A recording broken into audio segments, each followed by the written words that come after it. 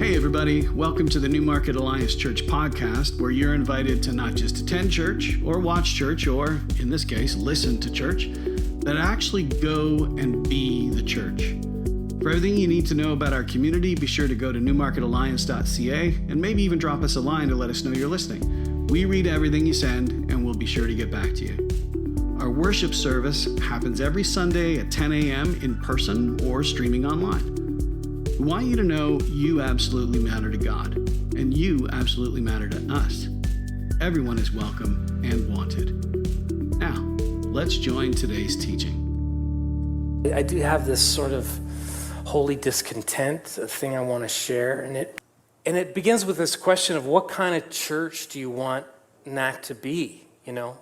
What is your dream for this church? Or maybe better yet, what do you believe is God's dream for this church? What kind of reputation would you want us to have in the community, in heaven, or as I shared in our Acts series, what kind of reputation would you want us to have in hell? The kind of reputation that strikes fear into demons and devils. And thank you, Andre, bless you. Because of the kind of effectiveness that we are for the kingdom and cause of Christ. And, as flawed people, we are never, on this side of heaven at least, going to build a perfect church. We see through a glass darkly in this life. Even with our best intentions, humans have a tendency to mess things up. If you ever do find the perfect church, by the way, I would humbly recommend you don't go there because you will mess it up. And I would certainly mess it up. And but that doesn't give us a license to not at least strive, aspire to be the best church we can be, the most effective church of Christ followers that we can be. And so when I think about the dream God has for NAC for the next 40 years, a bigger dream than I could even imagine, because his plans and his promises are even greater than my imagination. I know it has something to do with being a place, a culture, a people who are making disciples, okay? But not just making disciples who make disciples. And in 40 years of our church existence, we can be proud of so many of the disciples who have emerged from this place, disciples who make disciples. And maybe there have been seasons, times where we took our eye off the goal, got mired down in distractions, but by and large, there is a noble legacy of aspiring to be a disciple-making church. And really, it needs to be the aspiration of every church. You know, we all have different brands and vision statements and logos and worship styles, modern or ancient liturgies, formal, informal.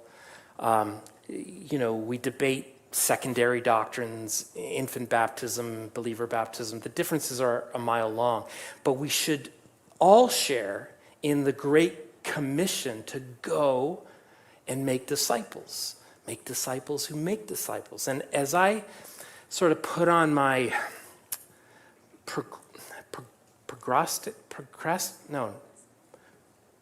prognosticator hat, I have a good procrastinator hat too, believe me. And I try to envision what the next 40 years look like for NAC and for the church at large. I can't help but think this goal, this commission, is going to be harder than ever. Harder than it was in 1985 when this church opened. And I don't think I'm saying anything controversial when I say things have changed in our world and our culture. And so today I want to share with you a warning of sorts, a prophetic challenge, and I'll be straight up with you. Much of this was inspired by the writing of a guy named John Eldredge. Raise your hand if that's a name anyone recognizes. Right on. Psychologist, contemplative podcaster, author of Wild at Heart. Very instrumental in my journey of believing that God speaks today to his followers. And sometimes maybe the best role of a pastor is not necessarily to come up with, all original thoughts all the time, but to actually be a good curator of other people's thoughts and ideas that resonate. And Eldridge has articulated something recently that, when someone puts words to feelings that you have been wrestling with. So forgive me if some of these ideas are familiar to those who follow his work, but I feel it's really timely and a bit scary and deeply personally challenging. It has to do with how we are discipled. Now, that is a word that is almost always connected to the Christian experience, being discipled by Jesus, being discipled in the ways of Jesus. But isn't it true that everyone is discipled by or into something? Sometimes the reason it's hard to break free of a toxic or abusive upbringing is because, in essence, you have been discipled into a toxic way of life. You have been discipled into a bad way of handling relationships or handling money or parenting or sex or eating or work ethic and on and on and on. I think it's fair to say, and this was Eldridge's hypothesis, is that all of us are essentially now disciples of the internet. And now, if that seems unfair, if you sort of repel the idea that you might be a disciple of the internet, just consider this. You are disciples of a system that tutors you. You are a disciple of what you turn to on a daily basis for guidance, for living. So by that logic, for most people, that makes them disciples of the internet, even if they call themselves disciples of Christ. If you have a question in life or your day-to-day, you go look it up. Now, maybe more specifically nowadays, you might chat GPT it. And we'll ask, what are the new developments for children with ADHD? Or how often do, normal married couples have sex? Or maybe, what is the proper temperature to bake a turkey? And, we do this all day, every day. Now, none of this, by the way, is inherently bad, right? And it's been amazing in my lifetime never to not know something. How old is Billy Joel? Who starred in that Avatar film? Who's Canada's Speaker of the House of Parliament? What time does church start at Newmarket Alliance Church? It's all, 10 seconds away. I remember the days of people calling into radio stations and going, what was that song you played 3 back? I really liked it. Now you just type a few of the lyrics into Google, or you use this amazing thing called Shazam, and it listens to 5 seconds of the song. It tells you exactly who the artist is and who the song is, and it'll add it to your playlist. And I'm not talking about whatever content it is you search for online. I'm talking about this less noticeable thing. I'm talking about what we have learned from years of this process itself. Just for instance, here's just one thing. The internet has discipled our soul to expect immediate answers.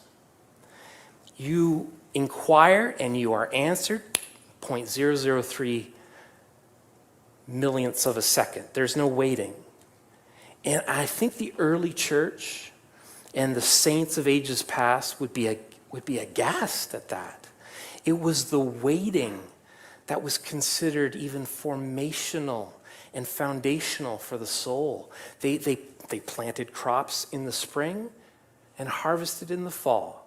There was no rushing things. If you wanted something from the market, you walked there and then you walked back. You're moving at a pace of about 3 miles an hour. I ordered something from Amazon Prime at 10 o'clock at night. It said it would be at my door at 7 in the morning. And I was annoyed that it was there at noon. That's a fairly recent development in my expectations and my patience. Incredible. More importantly, because of that, I think at least subconsciously, when we turn to Jesus and our prayers are not answered in the way the internet answers, you feel maybe he isn't listening or that you don't have what it takes to hear him. You sadly believe the two of you are distant from one another because your soul has been programmed for immediate responses. The notion of lingering before God doesn't fit with the pace we've come to expect. Now, that's just one example, but the effects of internet discipleship go far, far deeper. I mean, to live just about anywhere on this planet is to have access, essentially, to the entire base of human knowledge in just a few clicks. Again, I think our spiritual forefathers would be aghast at that too. They would have seen it as a seductive trap for the soul. In fact, they may have concluded that the end had surely come. So much information is available to us on every conceivable subject that we haven't noticed maybe what it's done to us. There was a philosopher, Buckminster Fuller, and he came up with this rubric in the 80s, just accelerating the change in human knowledge. And in his model, all human knowledge from architectural technique to agriculture to animal husbandry could be represented in a single unit in AD 1, 2,025 years ago. And then from that time, from AD 1 to the year 1500, the knowledge on earth doubled. Then it doubled again in 250 years. And then again in 150 years. And depending on which Google strategist you currently read, human knowledge is currently doubling in years or even months. And Eldridge says it's almost like we've found the tree of knowledge again and we're clinging to it instead of the tree of life. So how does this play out outside, of the ivory towers of academia? Well, perhaps something like this. This probably happened to you even this week. Someone forwards a video featuring a leading neuroscientist on the new suspected causes of autism. And if everyone just does this or just avoids that, you'll be good. And then we read a notable economist or financial influencer telling us what investments are the safest place for our savings right now. And then we come across on Instagram Reel, because somehow your phone knows that you had just a conversation with someone about getting into shape. And it's all about showing you the correct way to exercise or lose weight. And again, none of this is bad. In fact, a lot of it is quite helpful. But get this, the very next day, everything we thought was reliable is overturned by new information. Another expert steps forward to inform us that autism isn't caused by that last study. The thing you were told to take, B12 vitamins or whatever, might actually not only not preventing autism, but actually causing anxiety. And then the latest news from Bay Street is that those stock tips you heard yesterday, or those bonds that were recommended, are a terrible decision right now. And then, by the way that you were told to exercise is actually damaging your body. Your weight loss program has actually programmed your cells to retain weight. The leading cancer centers recommend you wear a hat and sunscreen to prevent skin cancer. Oops, New researchers show now that we have a deficiency in vitamin D because we wear hats and sunscreen. And on and on and on and on ad infinitum, right? And so what seems to be happening is that we are clinging to the belief that practical information is somehow the way to salvation. But hold on, if information is continually contradicted, undermined, out of date, disproven, what then? And I see it leaving us feeling fragile and vulnerable and cynical and deeply divided and anxious. You think information will be your salvation, but information is seductive and capricious. It offers, stability one minute and then takes it away the very next. An irony of ironies, in this glorious age of information, life with the internet has actually eroded our confidence in what is actually true. We are turning into a generation of cynical Pontius Pilates who asked Jesus sort of rhetorically and maybe sarcastically, well, what even is truth? It's like an addiction. We long for the good life, the abundant life. We want our loved ones to know the good life. We're convinced that in order to achieve it, we just need to find the right information, the latest science. But what if the information keeps changing? What if the truths we hold today are overturned by new information tomorrow? And that's a whiplash that has driven many of us to skepticism.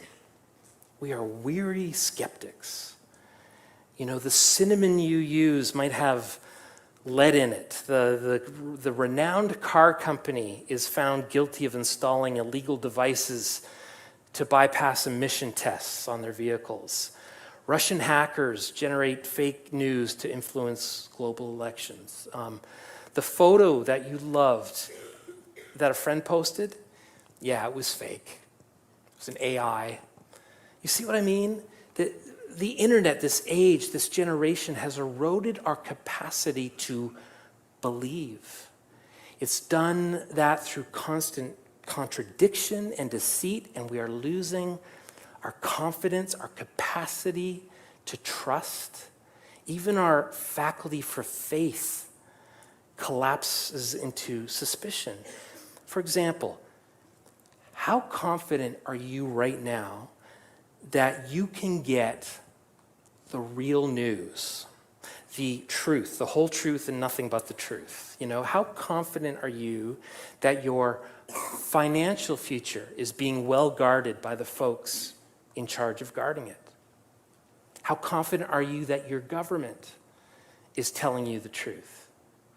And in the light of celebrity pastors and megachurch scandals, how confident are you that your NAC leaders have your best interests at heart? You see what I mean? And I think COVID accelerated things, quite frankly. Does anyone remember wiping down your groceries because that's what the internet told us to do? It seems positively quaint in retrospect. For a time, we were asked to wear masks outside in the park, which the science now seems to say was probably a wasted effort. We were rebuked if we entertained the idea that there might have been a lab leak in Wuhan, and now it's increasingly a viable theory. And at the same time, there's zero evidence to suggest that Bill Gates put a microchip in the vaccines, or that some parasite horse paste is the cure for COVID, right? And Eldridge explains that we are essentially being discipled in what one scientific paper called active, sophisticated, attributional thinking. And that's just a fancy way of saying we begin to presume ulterior motives onto others that may not, in fact, be there. But the suspicion, nevertheless, diminishes our ability to believe. Just think about politics, how the other guys, whoever that is for you, are always up to no good. You know, the internet has discipled us into weary, skeptical cynics. Now, here's the problem. You would think we could keep this limited to, intermittent fasting or politics, but it's bled into our ability, I believe, to access God. The internet has taught its disciples that there ought to be no mystery to anything. We can get to the bottom of any question. There is nothing unknowable. And in fact, if there is a mystery, we've been thoroughly discipled to question it, mystery probably equals some deception or scandal. Facts are safe. And again, this mindset, this dismissal of mystery would also have been shocking to the saints who came before us. We feel that in order to experience Jesus and access his help and his wisdom and his presence, we need to understand the supernatural in the same way that, we can read the back of a cereal box for its ingredients. It's why I find myself asking questions or I hear others asking questions like this, but how do I abide in Christ? How do I love God? How do I take refuge in him, like the psalmist says? And I understand that motive behind wanting to have something to sink your teeth into, applicable, practical steps, but not at the price, of demanding 8 simple steps to a thriving relationship with Jesus. Oh, and by the way, it needs to be fast-tracked so I can experience it in 7 days or less, or even 40 days. That is internet discipleship speaking, and it's madness, this addiction, an addiction to short-term, quick-fix spirituality. Do you understand that to make Jesus and his kingdom fit in a 8-step regiment or 4 spiritual laws or some 3-point sermon is to strip away the wonder and the mystery and the power. It's like asking for the mechanics of falling in love or the mechanics of enjoying sunlight on the ocean, comforting a frightened child. It's like refusing to trust laughter or trying to explain why a piece of music, moved you to tears. So, how do I love God? Well, how do you love your son or daughter? The heart knows how to love without being told. And the latest research cannot explain it to you. Maybe you feel like I'm talking out both sides of my mouth here, because at NAC, we actually do want to make things of faith relatable, applicable, have action steps and challenges that we can take home with us. Heck, this whole 40-day experience, what the kids are doing upstairs, the Abide course, it's actually consistently one of the encouragements we get from new folks, new teens, new kids, that they appreciate the relevance, the application of what is taught here. And just to complicate things further, I really came to a deeper faith as a young adult through more of I'll call it an intellectual pathway, realizing and researching that this faith makes sense. I'm grateful for that. What I'm talking about in this cultural moment, though, is more insidious. I even hope these 40 days for some of you has helped shed some of the baggage of this age that we're in. Perhaps it has got you listening more, praying more, turning tech off more, touching grass more, as the kids say, right? Maybe you've gotten a taste of that and you like what you're experiencing. Maybe it feels like fresh air. I know a few of you who are essentially detoxing from this pernicious online world of screens. And Eldridge, in his book, makes a case that we look to some Christian mentors in history, centuries ago, what some have called the Christian mystics. And there is a reason their lives and their writing has stood the test of time. Augustine, Francis of Assisi, Thomas Aquinas, Brother Lawrence, Teresa of Avila, John of the Cross. I'm guessing you might recognize some of these names. And while some of their contribution to Christendom was theological in nature, it was mostly a record of them leaning into the mystery, practicing the presence of God, as Brother Lawrence said, abiding. It struck me as I read this little book on my sabbatical. Wish I brought it with me. It's just like almost a pamphlet written some 400 years ago, and by Brother Lawrence. It would probably not get published today. What's your book about? Well, it's about practicing the presence of God. Okay, how do you do that? What's the secret? Well, whether you're peeling potatoes or washing dishes, you just enjoy God. Okay, that could be chapter 1, then what? Well, that's kind of it. Well, what's the hook? What's the angle? What's the small group curriculum? The term mystic would have been a term of endearment, a term of respect, like reverend or pastor, or better still, follower of Jesus, one who has regular experiences of God. For us, I think, living in the ashes of the Enlightenment, the word mystic has been hijacked to mean either someone slightly crazy or a little out of touch with reality, or maybe even someone practicing kind of a pagan spirituality. And look, yes, there are oddballs in every movement, in every church. I have met most of them. But as I read about these mystics and learn something of their lives, I discover that they were actually ordinary men and women who were probably the most in touch with reality. People who had eyes to see the thin veil between the material world and the spiritual world. People who knew how to actually experience Jesus and the beauty of his kingdom. Brother Lawrence says, the presence of God is the concentration of the soul's attention on God, remembering that he is always present. We need daily encounters with Jesus. I love how Uma shared. That's what she's experiencing these days. Daily encounters with the Holy Spirit. It's what we ought to be after, and nothing else will address the human condition. The Apostle Paul did not come to Christ because someone showed him the latest research.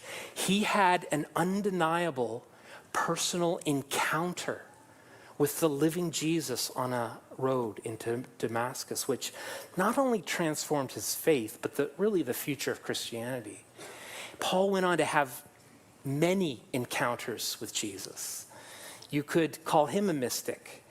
And when the Apostle John, also a mystic, in the truest sense of the word, wrote to his disciples about the true nature of life with Christ in his first letter, here's what he said. He said this: from the very first day we were there, taking it all in. We heard it with our own ears. We saw it with our own eyes. We verified it with our own hands. The word of life appeared right before our eyes. We saw it happen. And now we're telling you in most sober prose that what we witnessed was incredibly this: the infinite life of God himself took shape before us. That's really what the incarnation is. Jesus incarnating himself, moving into our neighborhood of the very people that he created. And John is saying to us is that the very thing the original disciples saw and heard and experienced, you too can experience. Jesus can be incarnated into your life, into your heart, your neighborhood, if you will. The experience of communion with the Father and his Son, Jesus Christ, We want you to enjoy this too. That's from the Message translation. Folks, if all goes to plan, at the beginning of 2026, I'd like to do a series on the core principles of our faith. They are, in fact, matters of faith. But you could also say that they are like theological propositions. And I think it's really important to name the things that are, theologically speaking, worth taking a bullet for, a hill worth dying on, so to speak. Because when you name those, you can also sort of parse out the things that we can hold more loosely, have in-house debates on. If everything is essential, then nothing is essential, right? So that's why you have people leaving churches because of, secondary governance issues or kids serving communion or something non-essential. So I look forward to that. I think it's going to be important. But listen, assent, agreement to a list of gospel truths is only part of the Christian life. The other part is trickier. It's experiencing Jesus. It's transcendent moments in worship and in prayer. And that still small voice and the tangible presence of Jesus. It's way harder to articulate it, but if you know, you know. And so we fail you as churches when discipleship is just information, just theology. We also fail you when it's just emotions and feelings and tears, and it's not rooted in anything authoritative. So will you be patient as we try to walk that difficult tightrope as a church, and that we would, all of us, grow in both aspects, the experience and the knowledge. The biblical Christianity was always meant to be deeply experiential. Did you know today there are thousands of Muslims coming to faith in Christ right now all over the world through actual encounters with Jesus in dreams and in visions? Amazing. Tragically, heartbreakingly, too many Christians have lost the experience, or maybe, I don't know, maybe they never had it in the first place, in no small part to their discipleship to the internet and everything else this age has done to the human soul. I am so thankful for the ordinary mystics in this congregation. The Paul McLaurnans, the Neil and Kellys, the Elizabeths and Shannons and Brittany's and Eds and Megans and Dawn and Mai and Norm. And we have been, though, conditioned in massive amounts of content every day, far beyond what our soul can absorb. It's like pouring water into a glass already filled with good wine. It dilutes and dilutes while it spills over the sides and onto the floor. As the band comes back, I want to just acknowledge this is a weird talk today. I realize that. All I have done is spelled out what I see as a problem, and I haven't offered really a solution. Though if you look at some of the message from Jesus himself, certainly from the Old Testament prophets, some of them were basically like, this is not good, guys. We're headed in the wrong direction. And there was no fix. And maybe they just let the discomfort of the prognosis just settle. No 3 points. No discover your best life now. I feel uncomfortable, if I'm honest, just unloading my holy discontent with how things are without wrapping it up with a clear solution. But maybe the solution, the strategy, is not going to be the same as it was in 1985. Certainly not in 1885. I do know a couple things, though. I know I would rather have a church of 12 disciples than one of 1,200 consumers. Oh, the things God can do with 12 sincere disciples. I know that just working for the boss is one thing, but desperately longing to get to know him, oh, that's something even better. I know that everyone in this room is on a formation journey, for better or for worse. We don't live in a neutral world with God as our only influence.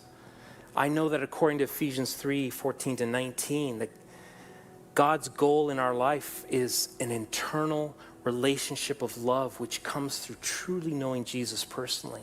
I know that according to Romans 12 and 2 Corinthians 3, our spiritual formation in this love relationship is an ongoing, lifelong process of surrender.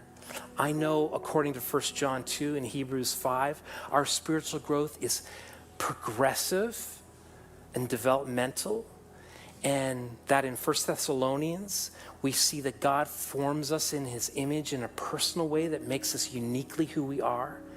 So discipleship, you might say, is a way to curate your heart, to be attentive, to be intentional about what you love. What do you hunger and thirst for? Jesus' command to follow him is a command to align our lives and our longings with his, to want what God wants, to desire what God desires, to hunger and thirst after God and crave a world where he is all in all.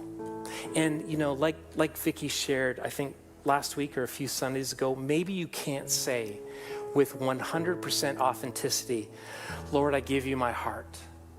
But I think we could at least say, Lord, I want to give you my heart, to give you everything.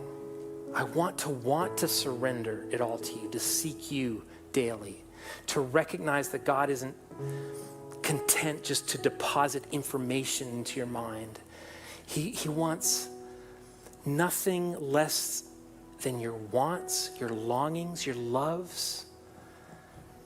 Will you pray with me as we close? Father, I feel ill-equipped sometimes to be a discipler who makes disciples. I recognize my own foibles and failures and what a bad follower I can be a lot of the time. And I know the answer is simple, but it's far from simplistic. It's far from easy. But simple in that I would, with humility and sincerity, say, Lord, here's my heart. Here's my life. And so speak to me, Good Shepherd. Help us recognize your voice. Replace the lies of the culture of this wicked generation with your truth today. Speak what is true today. Speak to these good people, I pray, even now in this moment. Speak truth to the lies that have clouded their spirit.